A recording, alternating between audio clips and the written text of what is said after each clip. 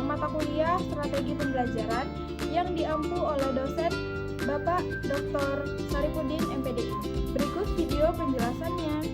Yang pertama, latar belakang. Pemahaman teori dan pendekatan pembelajaran sangat penting untuk menciptakan proses belajar yang efektif dan sesuai dengan kebutuhan siswa. Teori behavioristik menekankan pembentukan kebiasaan, kognitivistik fokus pada proses berpikir, dan konstruktivistik mengajak siswa membangun pengetahuan sendiri.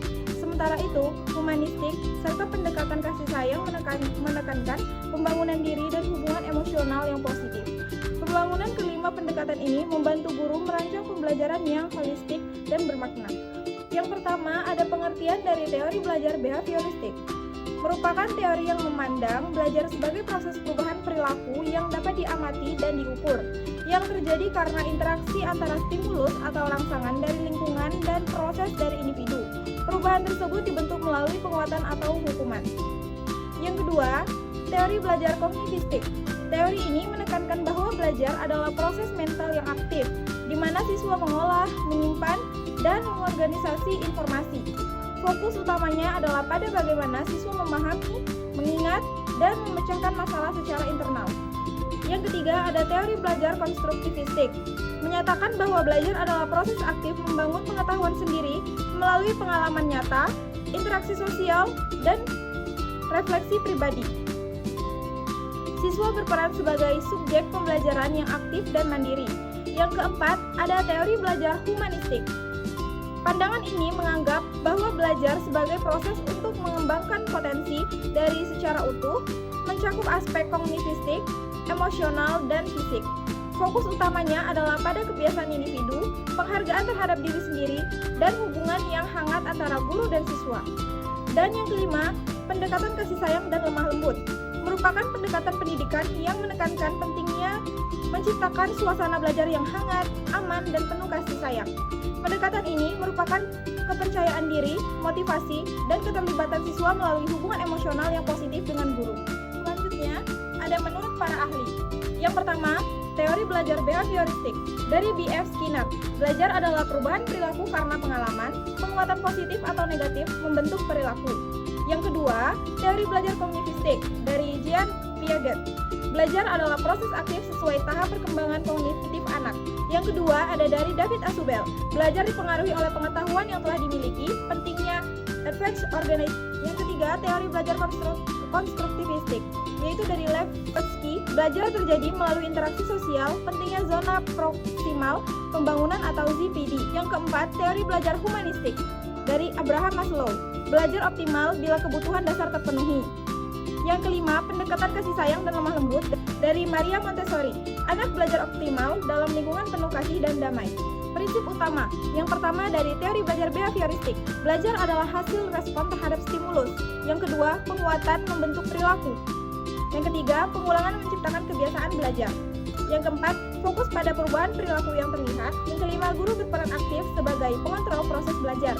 Yang kedua, ada teori belajar kognitivistik. Yang pertama, belajar melibatkan proses mental aktif atau berpikir, memahami, dan mengingat. Yang kedua, pengetahuan baru dikaitkan dengan pengetahuan lama. Yang ketiga, informasi disiplin dalam struktur mental. Yang keempat, motivasi berasal dari dalam diri siswa. Yang kelima, guru sebagai fasilitator, pembangun cara berpikir siswa. Teori belajar konstruktivistik. Siswa membangun sendiri pengetahuannya dari pengalaman. Belajar harus konseptual dan bermakna. Interaksi sosial penting dalam membangun pemahaman. Siswa aktif dalam proses belajar. Dan yang terakhir, guru memberi bantuan sesuai kebutuhan siswa. Teori belajar humanistik. Tujuan belajar adalah pengembangan diri yang utuh. Yang kedua, siswa harus merasa aman dan dihargai. Hubungan guru dan siswa yang positif itu sangat penting. Siswa diberi kebiasaan dan tanggung jawab dalam belajar. Pendekatan kasih sayang dan lemah lembut. Yang pertama, lingkungan emosional yang aman mendukung proses belajar yang efektif. Yang kedua, guru menunjukkan empati dan kesabaran terhadap berbagai karakter siswa. Yang ketiga, cinta dan perhatian menumbuhkan rasa percaya diri siswa. Yang keempat, guru sebagai teladan sikap positif, sabar, dan penuh kasih. Yang kelima, disiplin dilakukan secara positif melalui dialog dan pengertian, bukan hukuman keras. Implikasi terhadap strategi pembelajaran. Latihan berulang dan penguatan untuk membentuk kebiasaan. Yang kedua, penilaian objektif dan cocok untuk fakta dan keterampilan dasar. Yang kedua, kognitivistik. Gunakan peta konsep dan bantu siswa menghubungkan info baru dengan lama. 2. Dorong berpikir kritis dan strategi belajar efektif. 3. ketiga, konstruktivistik. Yang pertama, terapkan pembelajaran kontekstual, proyek, dan kolaboratif. Guru sebagai fasilitator berikan scaffolding sesuai kebutuhan. Yang keempat, humanistik. Fokus pada pembangunan pribadi siswa. Yang kedua, lingkungan belajar harus aman, sportif, dan siswa dilibatkan secara aktif. Kesimpulan, dari materi yang saya sampaikan, teori behavioristik menekankan pembentukan perilaku melalui stimulus, penguatan, dan latihan, cocok untuk hafalan dan keterampilan dasar. Kognitistik berfokus pada proses berpikir dengan strategi seperti peta konsep dan elaborasi untuk pemahaman konsep. Konstruktivistik menekankan peran aktif siswa dalam membangun pengetahuan melalui pengalaman dan kerjasama. Humanistik menekankan pengalaman diri siswa dalam lingkungan yang aman dan sportif.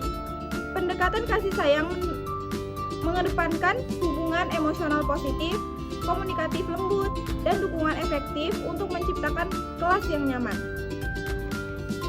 Baiklah, demikian video penjelasan dari materi yang saya sampaikan. Apabila terdapat kesalahan dan kekurangan pada kata-kata saya mohon maaf. Saya akhiri dengan wabillahi taufiq wal hidayah. Wassalamualaikum warahmatullahi wabarakatuh.